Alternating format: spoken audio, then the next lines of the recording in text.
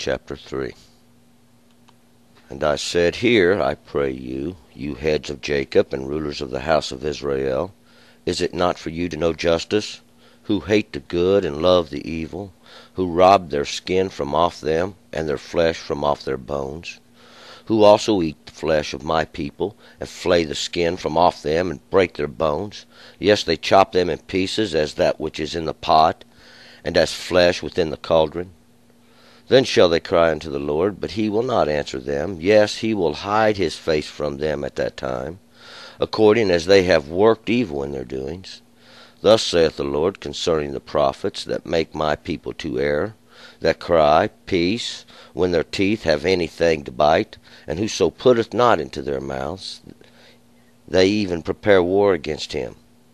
Therefore it shall be night unto you, that you shall have no vision, and it shall be dark unto you, that you shall not divine, and the sun shall go down upon the prophets, and the day shall be black over them, and the seers shall be put to shame, and the diviners confounded. Yes, they shall all cover their upper lips, for there shall be no answer of God. But I truly am full of power by the Spirit of the Lord, and of justice, and of might, to declare unto Jacob his transgression, and Israel his sin. Hear this, I pray you, you heads of the house of Jacob, and rulers of the house of Israel, that abhor justice and pervert all equity, that build up Zion with blood, and Jerusalem with iniquity. The heads thereof judge for reward, and the priests thereof teach for hire, and the prophets thereof divine for money.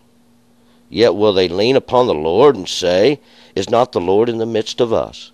No evil shall come upon us. Therefore shall Zion, for your sake, be plowed as a field, and Jerusalem shall become heaps, and the mountain of the house as the high places of the forest. Okay, let's go back up to verse 1. Now, in the last chapter, God was leading to this marvelous work that he's doing that we talked about in chapter 1. He's come up out of his seat now, and he's come to punish. This is going to be the punishment thereof. And we know the punishment, what the punishment is. But God has done this now for punishment. One reason is they have turned from God in their idolatry. God is going to punish them in this so that he can make an example for everybody else. We're going to pick it up in verse 1. And I said, Hear, I pray you, you heads of Jacob and rulers of the house of Israel, is it not for you to know justice? And this justice is judgment. They should understand judgment because that's what they are. And these rulers over the house, we can translate these princes, these ones of the nobility, and these heads of Jacob. These are those that was set that are over them. And Jacob is Israel. Israel is these nations that's been scattered in all the earth now. And they have went and took and set up over them idolatry. And these are the ones that he is talking to. These that are not priests. They call themselves priests. They call them whatever they want to call themselves. But they have been ordained by men. 2. Who hate the good and love the evil, who rob their skin from off them and their flesh from off their bones, because that's what they're doing. They're still in this flesh is your life. They're stealing your life from you. You have no understanding. You go forth in a make-believe world, a world of non-understanding, a world of idolatry, and you don't have the law that God gave you to keep you safe for your own good. And this is how they rob your life from you. They teach you that there's another world coming now, just like Rabshakeh promised Ezekiel. Come out unto me until the day come and I carry you off to a land much like your own, flowing with milk and honey. Well, this ain't going to happen. See, this ain't going to happen. Well, this is what's going to happen to the earth now. See, God is going to go drive all this evilness and wickedness out of the earth. 3, who also eat the flesh of my people, and flay their skin from off them, and break their bones. Yes, they chop them in pieces as that which is in the pot, and as a flesh within the cauldron. Just like they're making a big pot of stew. See, because that it's a nastiness now unto God. This is what they're doing, and God's going to tell them. We're going to find more about this cauldron and this pot and this flesh that they got cooking there and boiling there. Because what this does is represents that which how they boil the people now. They are boiling them, and in the flesh of this cauldron is in similitude now of how they keep you in sin, how they keep causing you to err, why they have got you fixed on the idol, and there is no understanding of God. And we're going to find this is exactly what we're going to be told. For then shall they cry unto the Lord, but he will not answer them. Yes, he will hide his face from them at that time, according as they have worked evil in their doings. So this is the judgment of God. This is what they get. God's turned his face now. And we remember from the first chapter, where do you turn your head, Lord? Where are you looking when this is going on? And this is what's going on. For the Lord is looking unto judgment, and that's what he's causing. Even this house, which he raised up for judgment for this purpose. 5.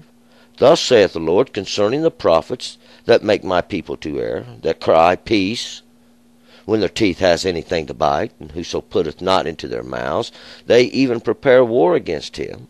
Because God ain't put nothing in your mouth. This is whoso putteth not in your mouth. God. God didn't put no words in your mouth. God didn't give you nothing to say. You sit around, you make them up all the day, laying in your bed. Then on the morning, you exact them on the people. Thinking of these thoughts, these little plays, or whatever these games are that you think you can get away with. You even prepare war against God. But God, now thus saith the Lord concerning the prophets that make my people to err. This is what God's got to say to you. Because you stand there crying peace all the day. That is when you ain't chewing on somebody. 6. Therefore it shall be night unto you, that you shall have no vision, and it shall be dark unto you, that you shall not divine. And the sun shall go down upon the prophets, and the day shall be black over them.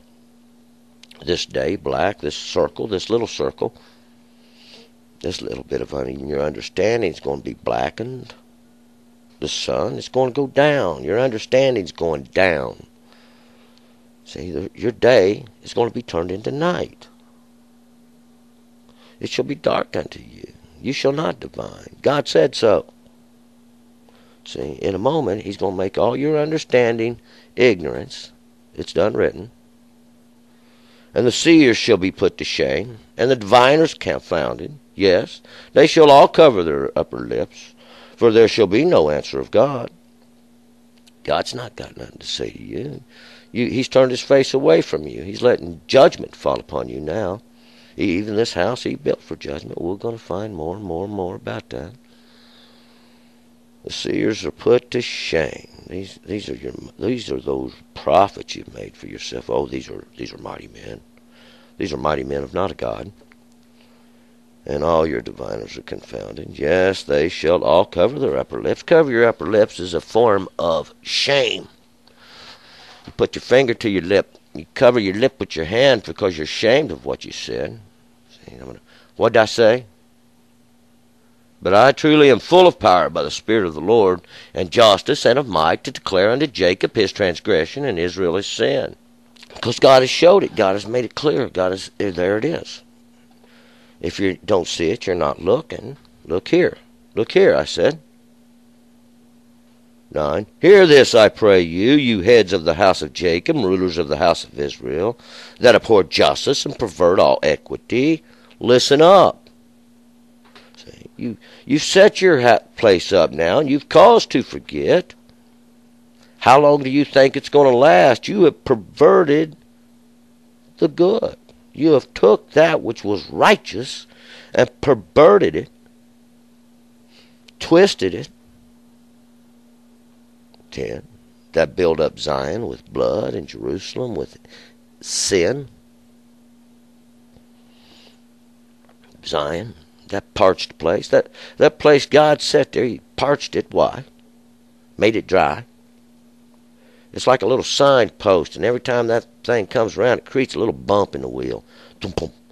And see, that's what's been going on. This is the little bump. Your idolatry. Jerusalem, with Jerusalem, a place of peaceful teachings. Peace, peace, peace. Well, how about the prophet that teaches peace? See, all the prophets come warning of an evil coming. And when the prophet comes that teaches peace, and that which comes to pass, then we'll know he's a prophet from God. See? But warning is what the prophets come teaching. Hey, nothing good about it. There is no peace. And the heads thereof judge for reward, and the priests thereof teach for hire, and the prophets thereof divine for money. Yet will they lean upon the Lord and say, Is not the Lord in the midst of us? No evil shall come upon us. Nothing's changed, see. This is the same thing going on. Because there's nothing going to change. We're going to keep going around this wheel till we put this devoted thing away. There's a little bump here. Little bump. We know where we're at. 11. The heads thereof judge for reward. They're getting paid for it. The priests thereof teach for hire. They're getting paid for it. The prophets thereof divine for money. They're getting paid for it. See, they're getting paid for it. But that's all they're going to get for it. 12.